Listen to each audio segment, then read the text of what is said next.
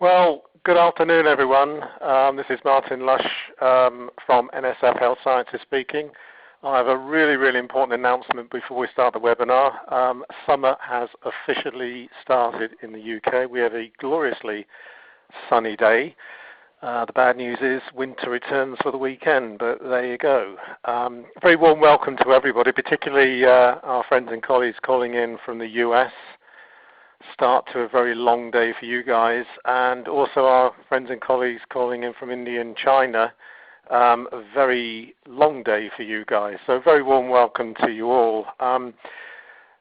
To talk about, to discuss, to examine, to think about, more importantly, the art and science of simplification.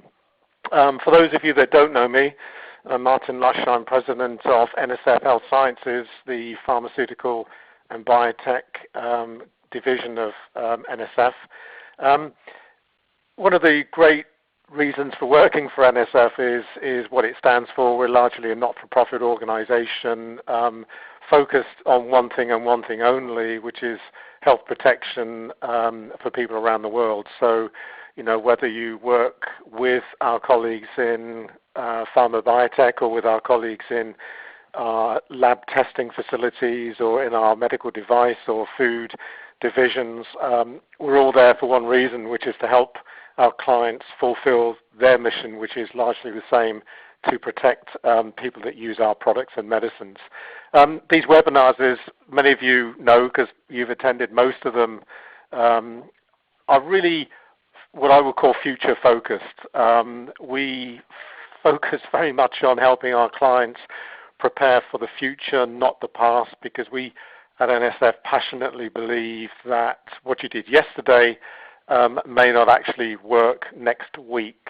So, you know, our education programs, our consultancy is all designed at really helping companies prosper in what is going to be a very challenging environment. So, this is the webinar program designed to help you to do that. And in June, we're looking at the art and science of simplification. And I have to say, you know, when I was looking through these slides earlier, looking at what we've already covered on this journey, I have to say I think this is probably the most important webinar out of the entire series. Back in January, we talked about how to improve human reliability.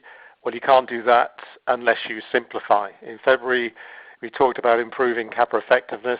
Well, you can't do that without driving out complexity and simplifying.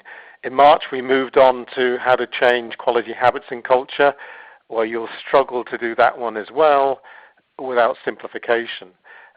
Risk-based decision-making is a whole lot easier when you have simple systems and simple processes to follow. And the session that we covered last, I think, changing workplace behaviors, how to habituate new ways of working.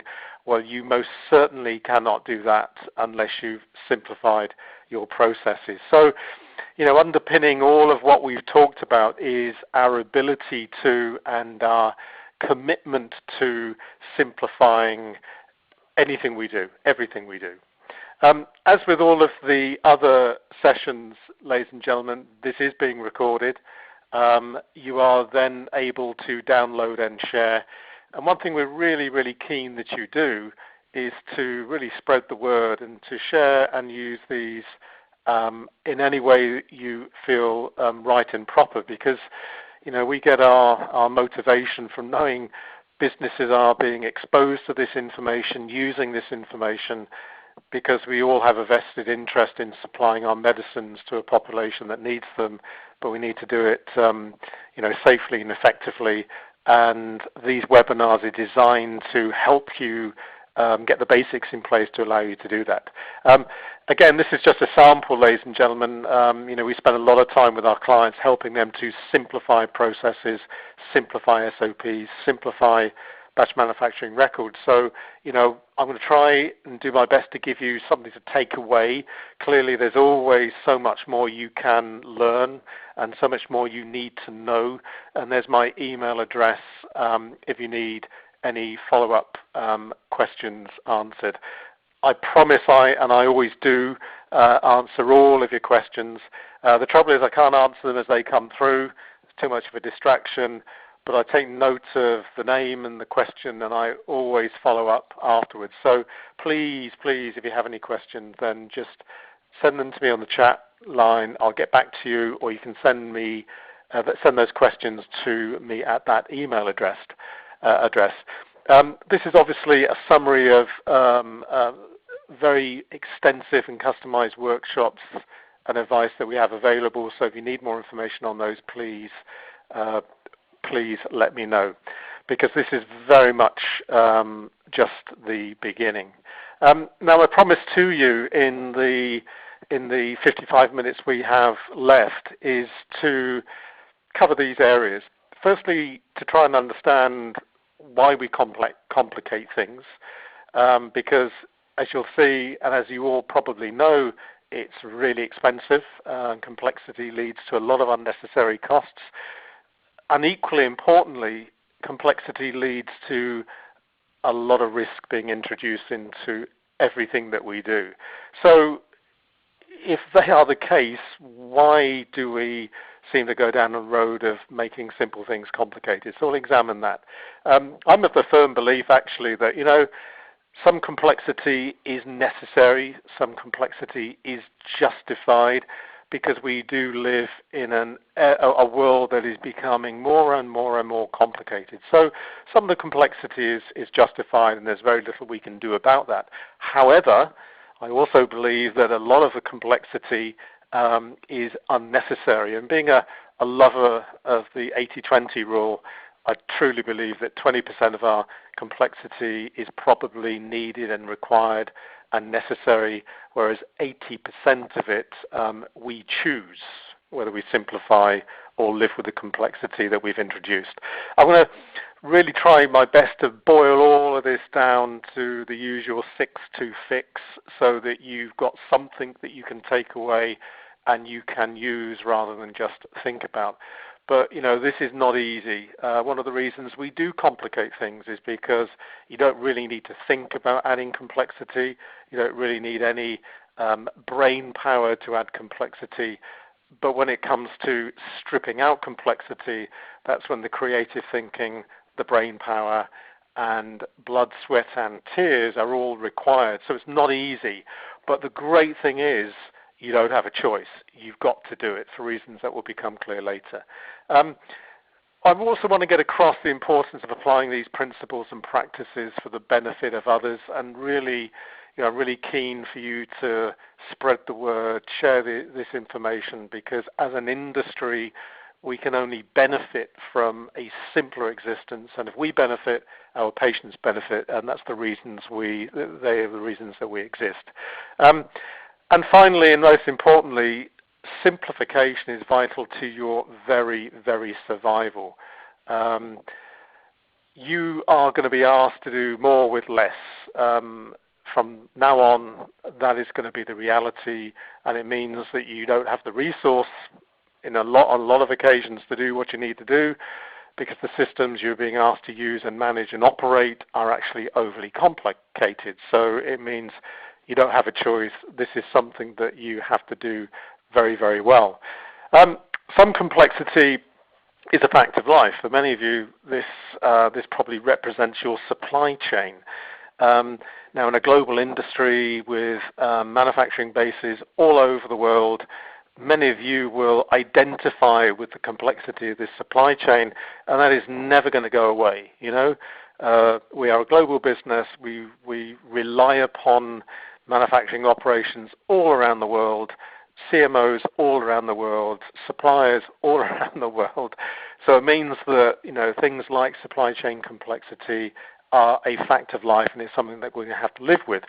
However, some complexity we do create. And I'll ask you this question. Does this look like your change control procedure? Probably there's a few nods and yes, that's ours, Martin. How on earth did you get a copy of our change control procedure?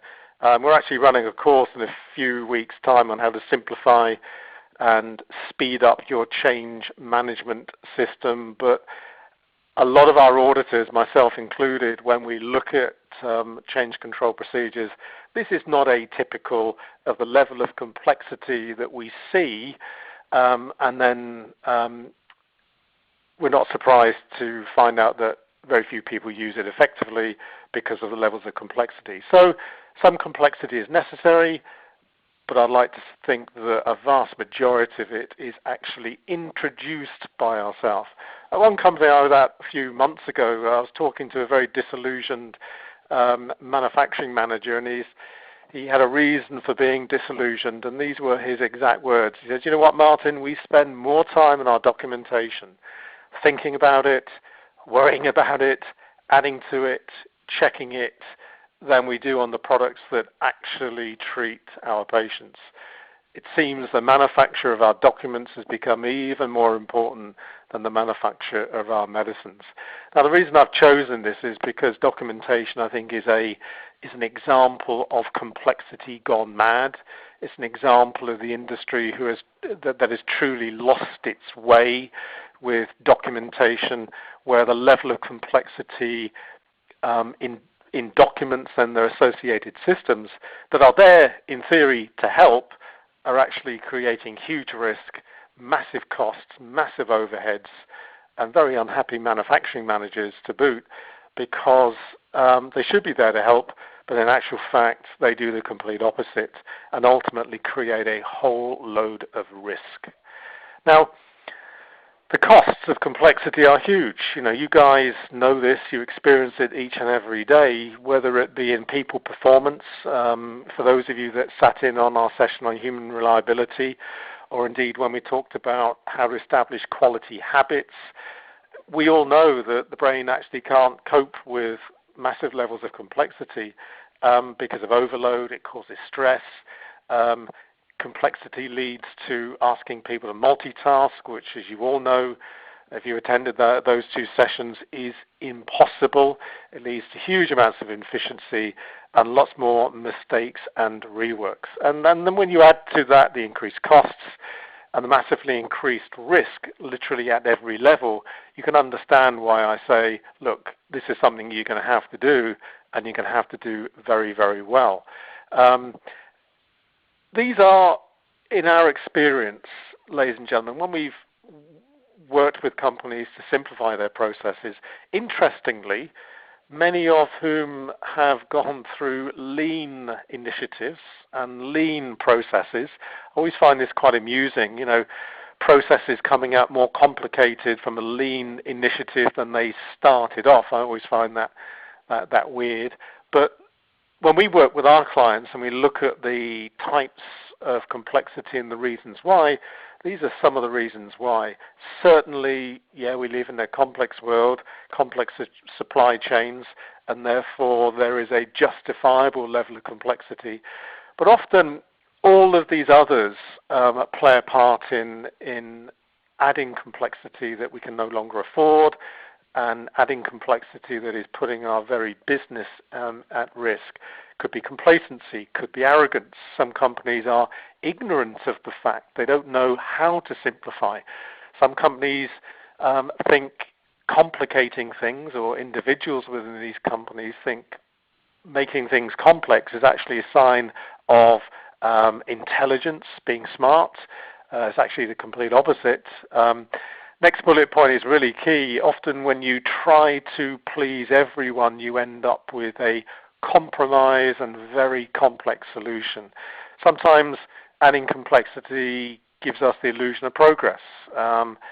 Often it's due to fear, risk aversion. You know, let's just do this in case. Let's add this extra signature to the batch record, or this extra 3 pages to the SOP, just in case. Next one's interesting. I'm convinced some people add complexity because it has become their job managing it. And certainly when we've helped companies simplify processes, it's interesting where you see resistance coming from. And normally it's the people whose job it is to manage the SOP system or the change control system because of its over complexity. Sometimes complexity is actually down to having too much time and too much money. If you want a really simple solution, just say to somebody, give it to me by the end of the day. You give them a week to work on something, they'll bring you back something a lot more complicated. Sometimes complexity is there to hide accountability. Really good at camouflaging who is accountable for what. It's certainly easy and requires very little thinking. And it also offers a way out to say, well, you know, this is complicated, what do you expect? So, you know, there are other reasons as well, and I've left this slide to the last because, you know, it could be controversial. For me, complexity is the sign of a dysfunctional quality management system. Because when you have a quality management system that has a change management element that approves everything, it's failing. When you have risk management as part of the QMS that focuses purely on reactive risk assessment, it's failing. When you have a deviation and kappa system that feeds our hunger for the quick fix, it's failing. Similarly, an audit and self-inspection system that focuses purely on compliance is failing. When we focus on training rather than education, it's failing. And what I mean by failing is that when you have elements of the quality system, change control approving everything, risk management focused on reaction, etc., you are actually introducing unworkable levels of complexity. And right at the end of this presentation, ladies and gentlemen, I'll talk about how you must put in preventive measures to stop complexity being introduced for all of the reasons that we just discussed, and that's through having an effective quality management system that has top of its priority simplification. And finally, one reason for a lot of complexity being introduced is what I call the compliance pendulum. For those of you who have had a rough time with the regulators, who have criticized you for doing too little, hence the high risk, there is almost a natural reaction for that pendulum to swing from doing too little to swinging all the way across to doing far too much. And paradoxically, the risks are as high from doing too much. And I would argue, actually, in some cases, they are higher. And one of the biggest reasons for that, in my opinion, are those really, really dodgy people called consultants. You know, in compliance and remediation programs and projects, you know, when these consultants arrive and they're adding complexity, show them the door, because often that complexity is usually not required. And this is really quite a challenging one, because, you know, when you get hit by the regulators, justifiably in most cases, for doing too little, there is that natural reaction for that pendulum to swing across. And the job of leadership, through very strong use and adequate use of risk management, the job of leadership is to ensure that you hit that sweet spot, that spot in the middle where you're doing more than you used to do, but you're doing just enough to satisfy the regulators that you are manufacturing product that is safe and effective and the right quality. So the compliance pendulum is key. As regulatory scrutiny results in higher levels of warning letters and higher levels of consent decree, just be aware that when that happens, you know, that pendulum does swing across, you rebalance and you rebalance very quickly, because if you don't, you're actually in a worse situation than when you started. Now, one of the reasons I think complexity is also there, and this is quite a powerful message here, is that I think many companies have forgotten the big picture.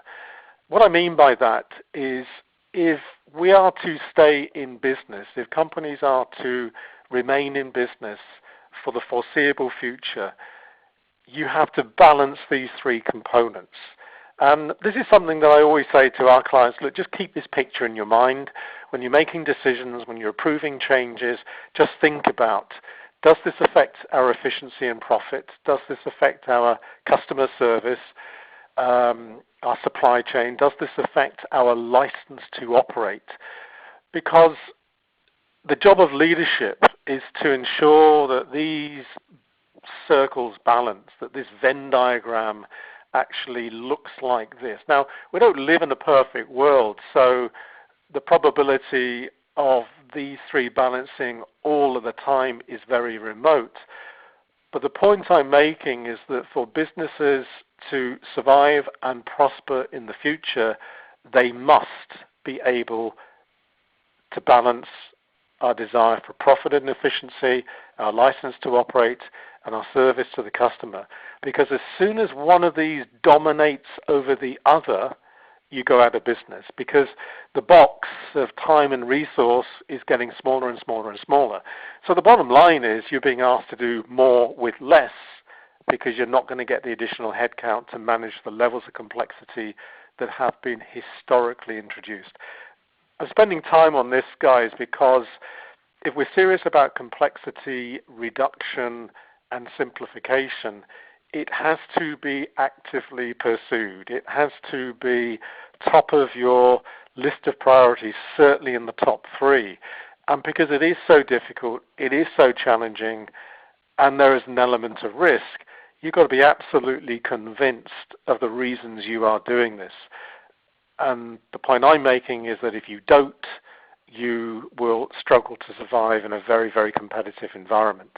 Now, as hard as it is, I just want to give you a flavor of the return on investment if you were to do this. This is one company we worked for a few years ago who simplified their batch manufacturing record.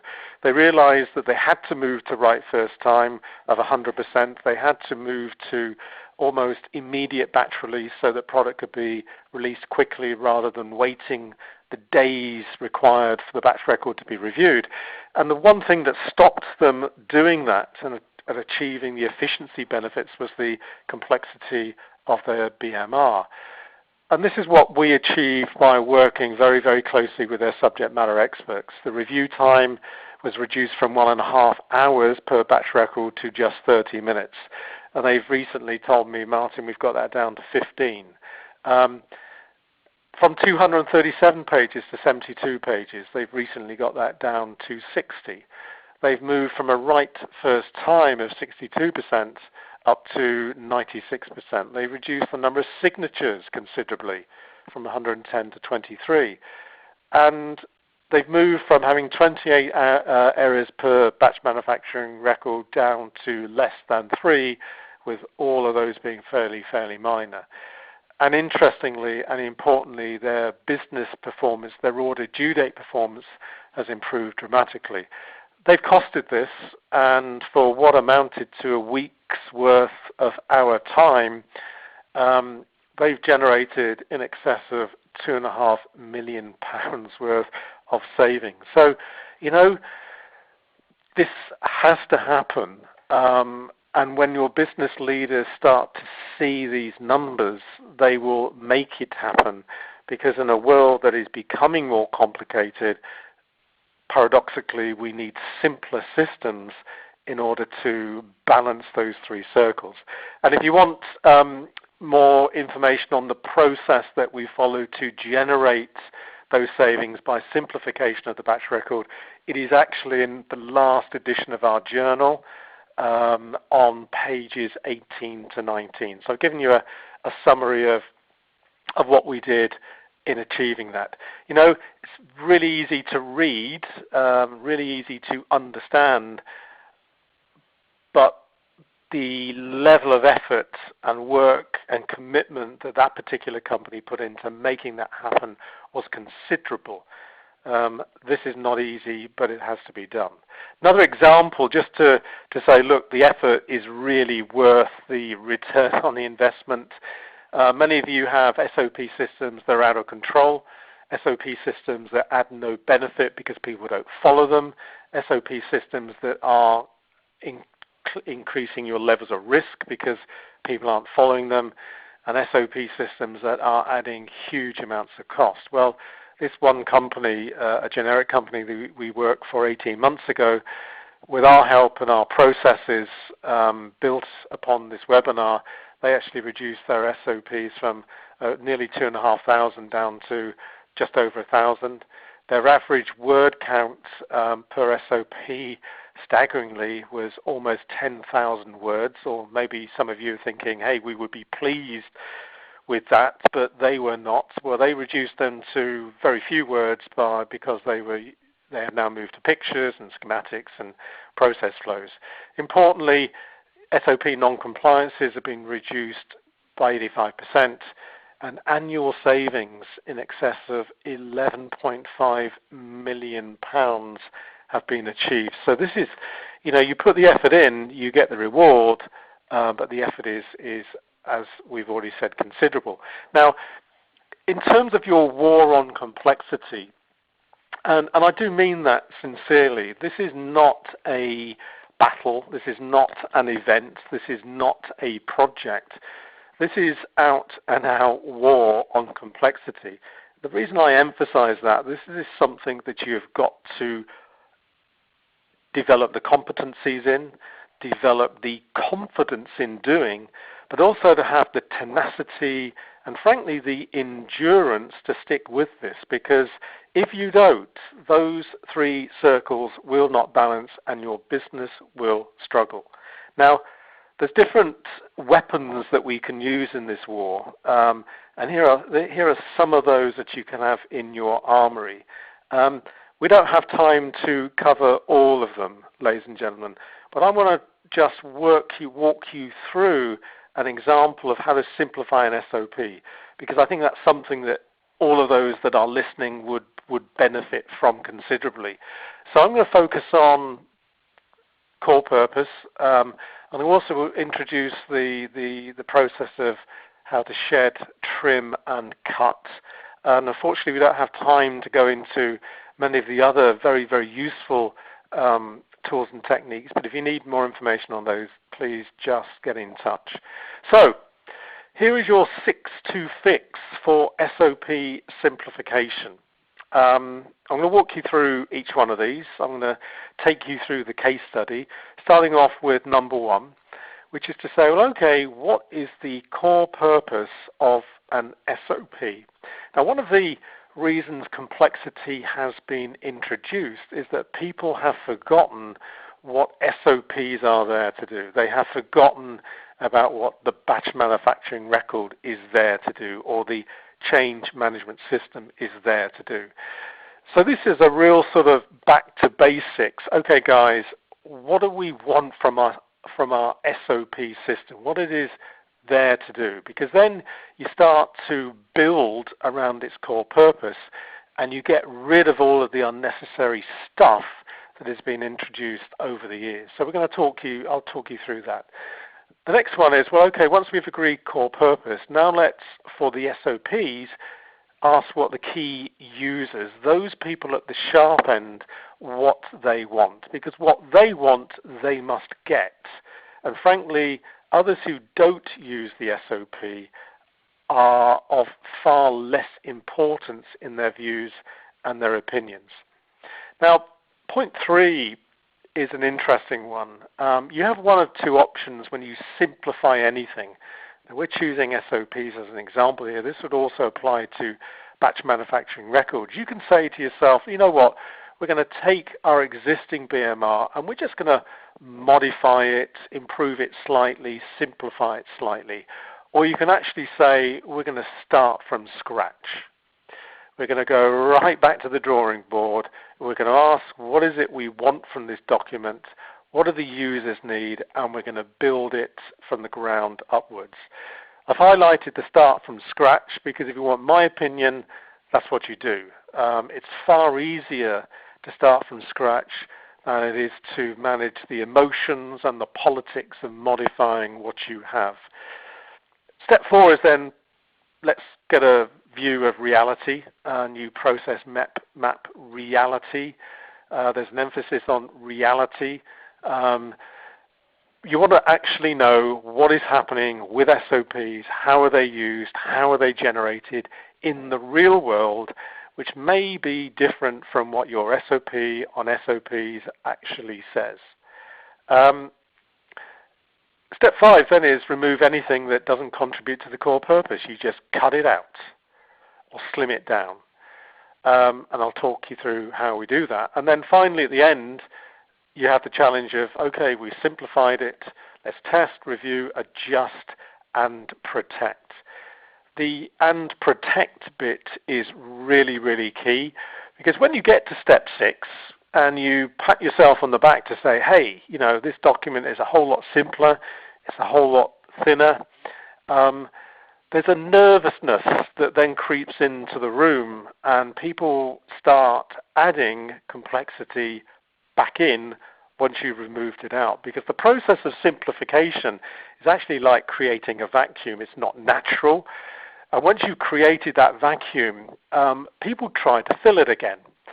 And protecting simplicity once you've worked so hard to achieve it is really, really vital, because I would put my considerable mortgage on the fact that unless you actively protect simplicity, the complexity will seep into that vacuum that is actually created. And later on I'll show you how you can actually, and what practical steps you can take to protect the simplification and the simplicity that you've actually created.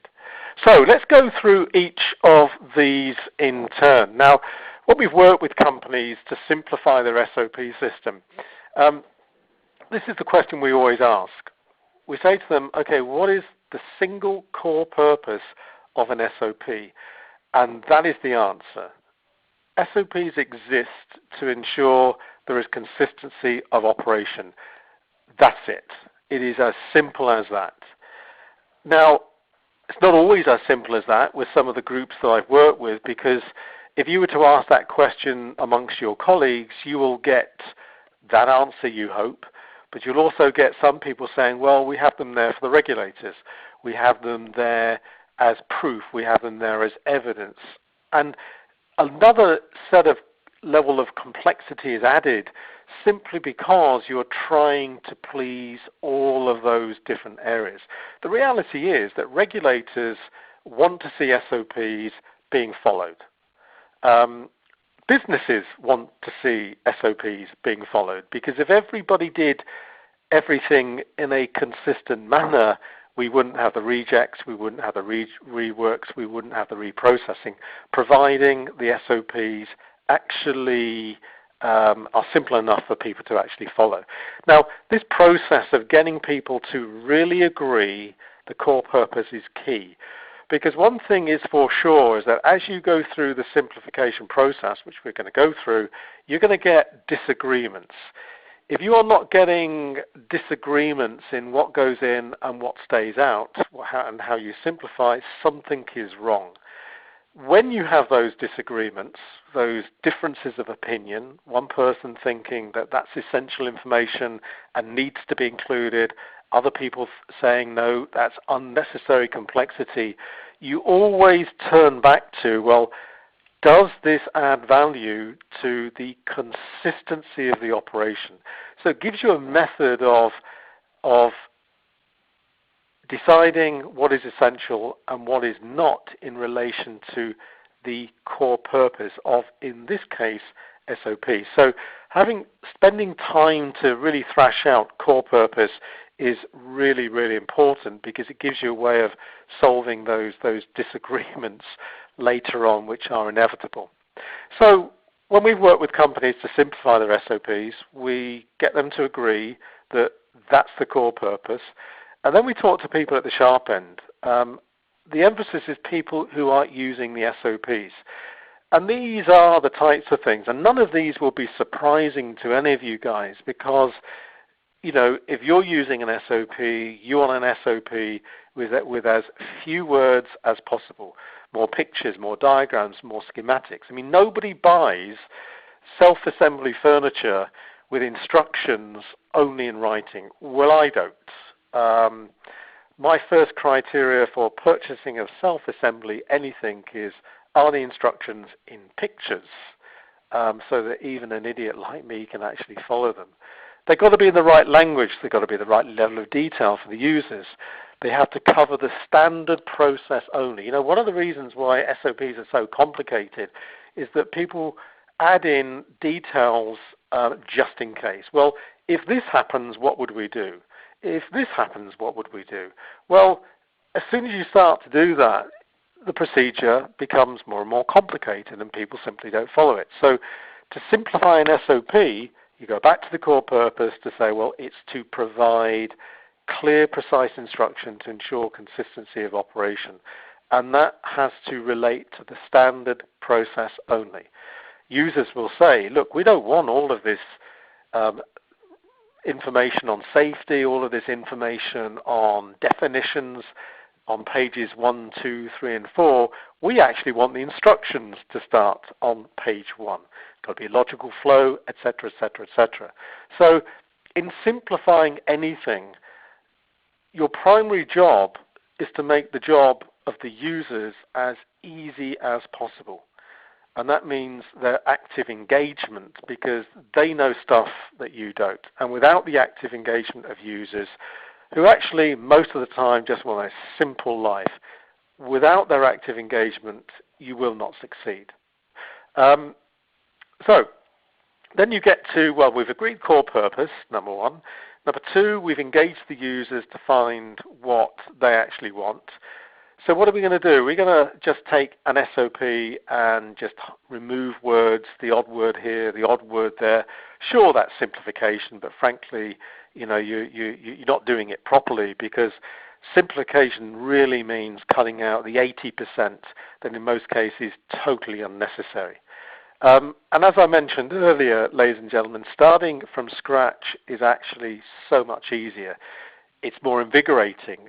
It's less political, because people who have written the SOP are not duty-bound to defend the SOP in front of them, because you're actually starting from scratch. And it becomes, trust me, a whole less emotional as well. A lot of people say, blimey, Martin, you know, where do we start? You know, we've got 2,000 SOPs, and if you're saying this is going to take 3 or 4 days on each SOP, that's a big, big task. What I always say to our clients is, look, start where your risks are highest. Back to Pareto again, 20% of your SOPs will actually cover 80% of risk in your organization. So, you know, if you're in sterile product manufacturing, there's certain SOPs that are actually a lot more important than many others. The SOP on the autoclaves, the SOP on sterile filtration, the SOP on interventions, the SOPs on environmental monitoring. So you have to be very selective and say, okay, which SOPs are the highest risk? And we're going to just choose one of those SOPs and start with that. Another exercise that I've done, which is really useful, is once you've got those 20%, and you know those fairly quickly, because intuitively you know where your problem SOPs are, your risk SOPs are. What I've done on occasions is to leave those SOPs in the coffee room with the operators or in the canteen with the users, and give them a highlighter pen and say to them, guys, just highlight the bits you actually do. And there's a post box over there, so this is entirely anonymous. And you will be surprised and somewhat perturbed when you start looking at what they've posted, which in some cases are SOPs without any highlighter pen. In other words, they do none of it. And that enables you to focus down even more on the SOPs that you're going to tackle first. So yes, this is an elephant of a task, but as we all know, how do you eat an elephant? You do one lump at a time. And you've got to be very selective in those SOPs that you tackle to, you know, get your teeth into this and to refine your skills. And that's a method of actually doing that. When you have disagreements as to what goes in and what should stay out, what will add to complexity and what will simplify, as I've said earlier, you go back to core purpose.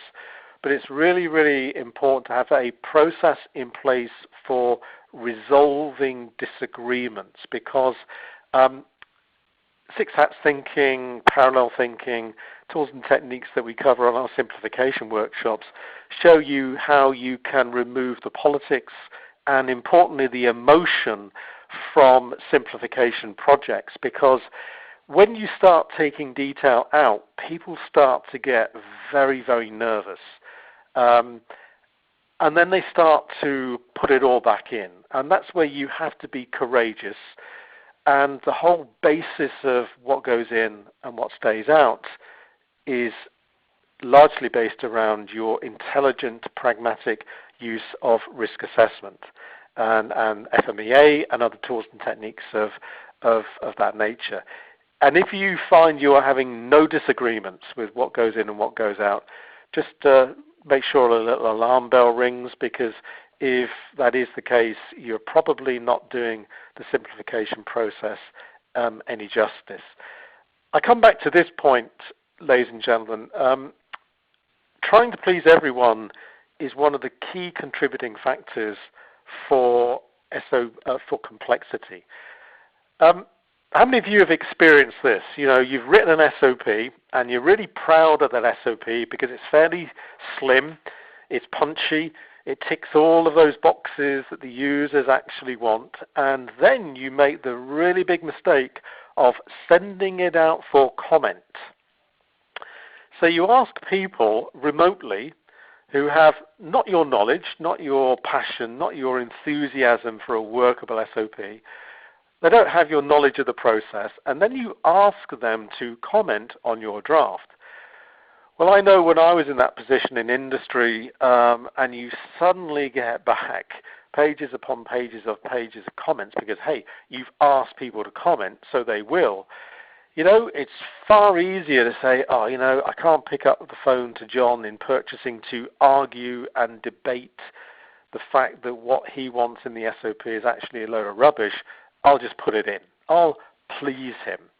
And one of the reasons why SOPs in particular, batch manufacturing records in particular, well, complexity as a whole happens is because of our desire to be loved by everybody, to please everybody.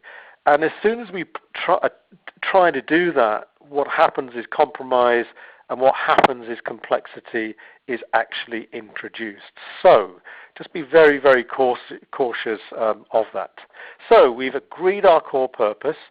We've really worked closely with the users to define exactly what is required. We decided we're going to start from scratch. We've selected our SOP that we're going to get the biggest bang for our buck, the highest risk in the way that we described. And then we say, right, let's just see what we've got. Let's just process map that particular procedure that particular SOP is hoping to cover. This is led by the users. Key steps on post-its, you move them around. This is where the openness and honesty and transparency is really, really key, because this is a bit of an eye-opener. This is the first time that you suddenly realize that people are doing step 1 and jumping to step 6 and then to step 8 or to step 12, and they're not doing anything in between. So this sort of this session could be quite nerve-wracking, because you suddenly realize that, you know, the level of complexity has led to people skipping. Sometimes what they're skipping is actually quite risky. On other occasions, it's not, and it doesn't compromise the operation. But the key thing here is to actually process map reality. And then you slim, trim, and cut. So once you've got your process map, you then say, look, what here adds absolutely nothing to the core purpose? And I would argue, having multiple signatures on SOPs, and I've seen SOPs with 7 signatures, finance signing them, regulatory signing them, and you say to yourself, well, does that add to the core purpose? No, it does not. Take those signatures off. The co-authoring commenting process, this is an area that, as we've already described, adds a huge amount of comment. You send out a nice slim SOP, you get back War and Peace. So in order to fix that, change this particular process. And one company we work for did this really intelligently. They could change this completely. I would write, say I was the author, I would write the SOP. So it goes out as a slim, thin, workable SOP that delivers on the core purpose. I then circulate this electronically to my co-authors. And in that email, I say, guys, here it is. This is draft 1. If you have any comments, be in meeting room A on Monday between 9 and 10. And this particular company, every Monday in meeting room A between 9 and 10, that was their SOP review meeting. So if co-authors did not turn up, it meant they had no comment. If they did turn up, it meant they had concerns. The SOP would be put up on the screen. They would go through line by line by line, and it would be debated. Any disagreements, well, back to the core purpose. Those processes of disagreement management were used. And this whole process of line by line review, and you're probably all sat there thinking, boy, Martin, this is going to take a heck of a lot of effort. Well, it doesn't really, in relation to the effort of investigating the deviations that then follow, the effort of training everybody out in an overly complicated SOP. So this doesn't take a lot of effort relative to managing the consequences of the complex SOP if you don't do this. But the bottom line is, the co-author would discuss with the author areas of disagreement, usually due to misunderstanding of the written word. It would be modified slightly, but the job of the co-author was to defend against complexity, to say, look, this makes sense to the user. This will work in reality, so that anybody from QA who wants to add a bit of detail for the reasons of compliance, it is openly debated and openly discussed. I would argue also that putting definitions of things and safety stuff in the first 3 or 4 pages is actually not a priority. People have been trained in safety. They understand the definition. Sure, put them in the SOP, but put them at the back, because the users want access to this type, to the how to do information very, very quickly. We use too many words, from the webinars that we've already run on improving people performance in the workplace, the psychology of human behavior. We all know that words don't work, that we actually prefer to see pictures, we actually prefer to see process schematics, and until we get rid of the words, we will not simplify. And there's a whole lot more of things I could add that I would consider to add little, if anything, to the core purpose. And this is when you say, right, we're going to take it out, we're going to strip it out, we're going to remove it. And this is where application of risk assessment, application of 6 hats thinking, and courage to do it play a really, really big part. The key things to remember in this, because this is the acid test, this is when you're really actively stripping out the complexity. You've got to be logical, you've got to be systematic, you've got to challenge everything, you have got to listen to the users. As we've mentioned on a number of occasions, expertise and maturity in risk assessment used properly is key. The emphasis there is maturity. We've got to be risk savvy. A lot of the risks we think exists actually do not. So the application of risk is really, really key. And the last point there is something to note, which is beware of hidden agendas. You will always, when you simplify anything, meet resistance. Resistance comes from 2 areas. One is fear, because you've created this vacuum called a simple document, and then people start to be fearful of the what if, the what if, the what if. So often fear can override our desire to simplify, and complexity floats back in. How do you stop that? Through intelligent use of risk management. The other thing to watch out for is other people's hidden agendas. And this comes back to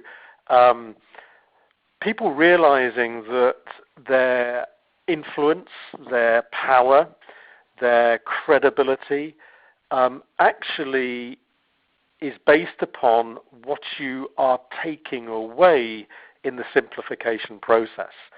And they won't say it, but usually when you start to get resistance from people, it is because you are beginning to threaten their existence and the influence that they have, because they see what they control or manage or influence being removed in this simplification process. So, when I was saying this is not easy, it's not easy at a practical level, it's not easy at an interpersonal and emotional level, which makes this always a challenging thing to do. And then step 6 of the 6 to fix is, okay, we've now got this slimmed down version of the SOP. We're going to go out and test it. We're going to refine it a little. We're going to adjust it if and when required. And then we're going to nail it down, and we are going to protect what we have created. That is a really important step, because in this test, review, adjust process, there is always that tendency to say, you know what, let's just put it back in. Let's just add that little bit that we've just taken out. And before you know it, you've only simplified the SOP, 1 or 2 pages, rather than 16, 18, 20 pages that many actually deserved. So we move on to prevention. The job of the quality management system, the core purpose of the quality management system, it is only one. The core purpose of a quality management system is to improve the competitive edge of your business, and that's it. Just remember that. That's something that I was told when I joined David Begg Associates 25 years ago. I can remember David Begg himself putting up a slide saying the raison d'etre, the reason for being of a quality management system, is to improve your competitive edge. To improve your competitive edge, you need simple, effective systems, so that that balance between efficiency, as profit, right to operate, legacy, our compliance, and our service to customer, those 3 circles that we mentioned earlier, that balance can be achieved. And the job of the quality management system is to prevent complexity from being introduced. Well, how do you do that? Well, you educate people in the process of simplification. You cannot expect people to simplify processes without making them able to do that by giving them the education, giving them the tools and techniques, and allowing them to practice. Now, we've run a number of education simplification workshops for a number of companies where we explore in even greater detail some of the tools and techniques that we haven't had the opportunity, the time of covering this afternoon. So education is really, really key. There's lots written. We know what works with simplification. We know what does not. And it's giving people the basic tools and techniques to use and apply and perfect. Now, the change management system is a key component of our prevention of complexity. I was working with a company a few weeks ago, and on their impact assessment form, there was one box that asked the question, does this change simplify or complicate? Does this change add to or take away? And the rule of thumb in this particular company was, look, if this change is going to add stuff, make things more complicated, we're going to reject it unless there is a very, very good reason. So the change management system is really, really key in stopping people adding complexity all for the wrong reasons. Well-intentioned, but nonetheless all for the wrong reasons. The audit and self-inspection program is there to simplify. It's there, and the job of the auditor is not to add things when they're not necessarily needed. It's to recommend and it's to help people simplify processes rather than complicate. And last but by no means least, so much complexity is added by ineffective deviation and kappa systems. write another SOP, add this to that SOP, add another check signature. In other words, instead of fixing the cause of the deviation, let's just apply a Band-Aid, and by the way, add more complexity that increases the risk of that error and mistake happening again. Lastly, please remember, ladies and gentlemen, making the simple complicated is commonplace. It doesn't require any level of thinking. Making the complicated simple, that takes real intelligence, real tenacity, and that takes real creativity. So my promise to you was, look, you've got to understand the reasons why complexity happens, because once we understand the reasons, and they do differ depending upon different organizations. Once we understand, we can tackle. I'm absolutely convinced that a vast majority of complexity in our industry and our business is actually unnecessary.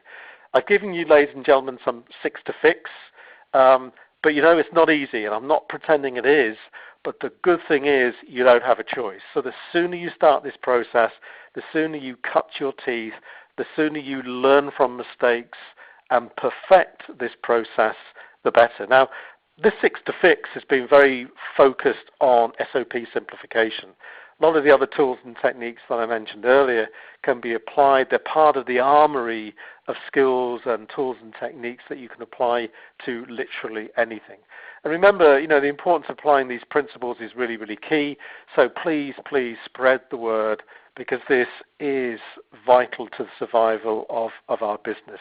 And please, if you need any more information, just drop me a line on that email, and I'll leave you with this, ladies and gentlemen. Once you've worked really, really hard to simplify, do not let somebody, well-intentioned as they may be, put it all back in.